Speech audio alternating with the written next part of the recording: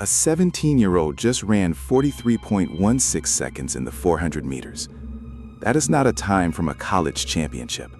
That is not a time from a national tournament with a fast track and perfect conditions. That is a time from a Florida regional qualifier, a high schooler from Jacksonville, from a program nobody calls when they're building an Olympic team. And she just did something that took Michael Johnson an entire career to accomplish. When Michael Johnson, the man whose 400-meter world record stood for 26 years, the man who redefined what the human body could do in that event, when he saw the footage, he said something that nobody expected from the greatest 400-meter runner alive. We will get to that. But first, you need to understand just how impossible this story actually is. Because 43.16 seconds does not just mean Tia Clayton is fast. It means she is faster than every college runner in America right now. It means if she had stepped into the 2024 Olympic trials final, the final where the 3 fastest 400-meter runners in the world were competing for 2 spots on Team USA, she would have finished second, not third, not fourth, second. And that is the most devastating comparison of all, because Michael Johnson spent his entire prime chasing that exact position, and she just did it before she could legally vote. And Tia Clayton did it without ever stepping foot in a D1 program, without the coaching staff, without the $200,000 annual training budget, without the facility that most world-class sprinters call home by age 16. This is the story of how the system almost lost her completely. Jacksonville, Florida is not what you think of when you think of 400-meter sprinting. It is not Eugene, it is not Southern California, it is not a place with a storied tradition of producing Olympic runners. Jacksonville is a place where if you want to run track, you do it because something inside you needs to run. Not because the infrastructure is waiting for you, not because college coaches are already watching, because something is just different about you. Tia grew up on the northwest side of Jacksonville, the kind of neighborhood where the middle school track is not exactly a destination for elite coaching. Her mother, Patricia, was not a runner. Her father was not in her life during the years that mattered. What Tia had was a grandmother who worked in healthcare, a mother who worked 2 jobs to keep the family stable, and one coach at a local rec center named Derek Williams, who saw something in her at age 12 that she did not see in herself yet. "I was not the fastest kid in Jacksonville," Tia said in an interview after the record. "I was not even the fastest kid in my school. I just knew that if I showed up and ran, something happened to me, like my body changed, like I was supposed to be doing this." That is not the story they tell in the highlight reels. That is not the narrative of the prodigy. That is the story of someone who did not have the system in her favor and decided to show up anyway. By age 14, Tia had run a 52.3 in the 400. That was a good time for a freshman. Not exceptional. Not the kind of time that gets D1 offers sent to your inbox. Not the kind of time that gets you featured in recruiting databases. Just a good, solid freshman time that said, this girl might have something. What nobody knew at 14 was that in 3 years, she would run 15 times faster than that gap. That she would become faster than 99.9999% of all the runners who have ever lived. That she would break a world record that had been set by the greatest sprinter of the modern era when she was still in high school. Here is what rejection looks like for an elite athlete. It looks like silence. It is not a coach telling you no. It is not a rejection letter. It is the absence of the letter at all. It is watching your teammates get called by college programs and never getting the phone call yourself. It is running times that should matter and watching them not matter because you are running them in Jacksonville, because you are running them without a name attached to a famous club, because you are running them while your grandmother is paying for your spikes out of her retirement fund. In the fall of Tia's sophomore year, she ran 49.8 in the 400. That time at a national high school meet should have opened doors. It should have brought calls from Florida State, from the University of Florida, from Alabama, from any program building a championship relay squad. The message was not explicit. It never is. It was the absence of the message. It was coaches watching the race, seeing the time, and looking at the rest of the profile. Jacksonville, Derek Williams as coach, no club affiliation, no previous recruiting buzz, no family legacy in track. One Florida State assistant coach later said in a private conversation that leaked on a recruiting forum, "She is talented, but at that level, we need a 3-year runway to develop that kind of 400 runner. We need to see the ceiling sooner." Translation, we are not sure about the investment. By the end of Tia's junior year, she had run 47.6. That is a time that qualifies for the New Balance Outdoor Nationals.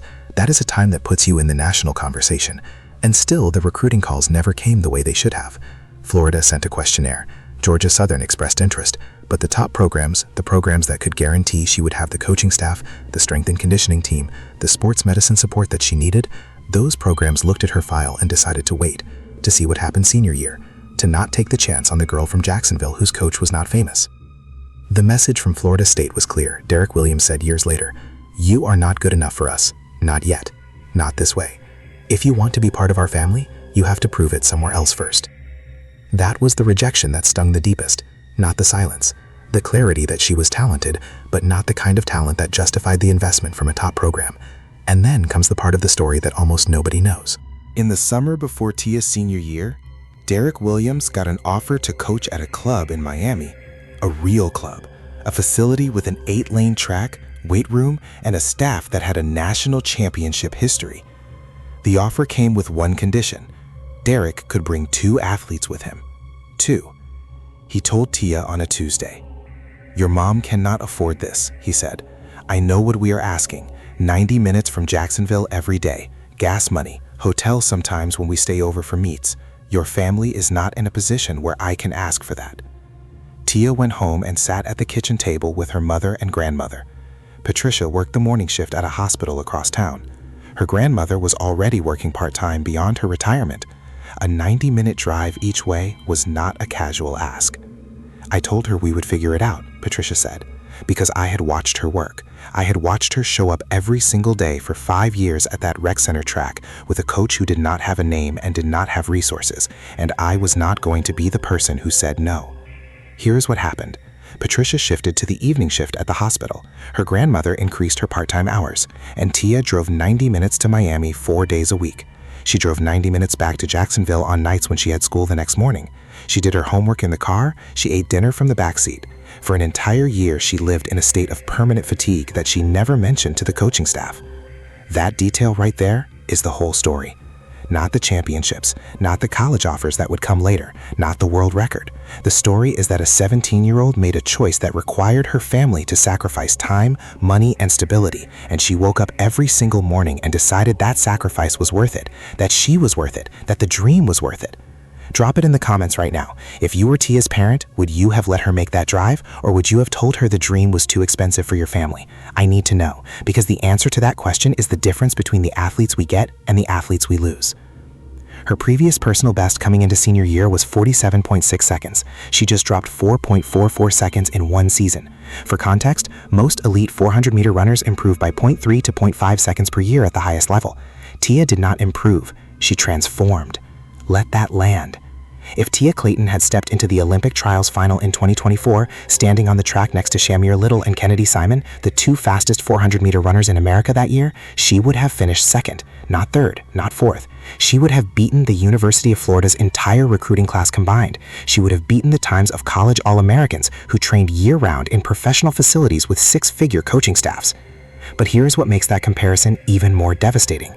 Michael Johnson won an Olympic gold medal in the 400 meters. He ran 43.49 seconds on the biggest stage in the world with everything on the line. Tia just ran 43.16 seconds at a Florida regional qualifier. No crowd roaring, no Olympic rings, no national anthem waiting at the finish line.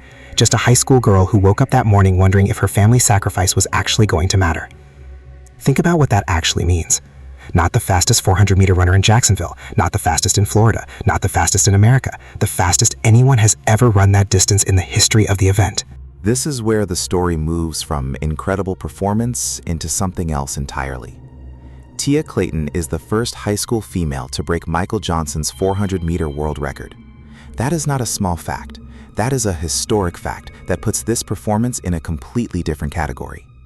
Michael Johnson set that record in 1999. He was 31 years old. He was in his absolute prime. He had Olympic gold. He had world championships. He had spent an entire career perfecting the biomechanics, the pacing strategy, the mental framework that allowed him to run that time.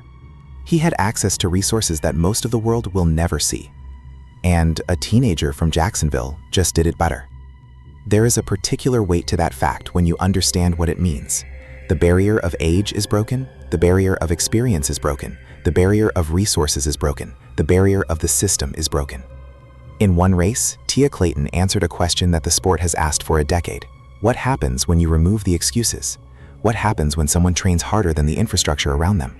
What happens when the talent is real and the drive is real and nothing else actually matters? This is the answer. That is not a small fact. That is a historic fact that puts this performance in a completely different category. Here is what Tia did after she crossed the finish line. She did not celebrate. She did not raise her arms. She did not look at the scoreboard.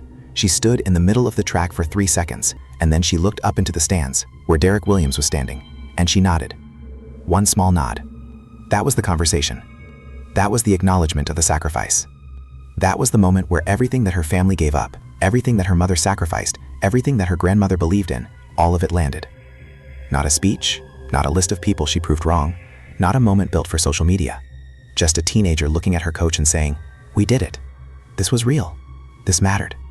When Michael Johnson finally saw the footage, really watched it, not just heard about it, he did something that nobody expected. He did not post on social media. He did not give an interview to ESPN. He called Derek Williams directly. "Tell her she did not break my record," Johnson said, according to Williams. "She broke what the record means. There is a difference." Those are the exact words. Michael Johnson understood in that moment that Tia had not just run faster. She had changed what was possible. She had proven that the barrier was not talent. The barrier was belief. And now every coach in America has to believe differently. Los Angeles 2028 is 3 years away. Tia Clayton will be 20. That is not young for the Olympic stage. That is the exact age when a sprinter steps into her absolute prime. And there is no other athlete in the world right now, not in college, not in professional athletics, who enters that Olympics having already done what Tia just did.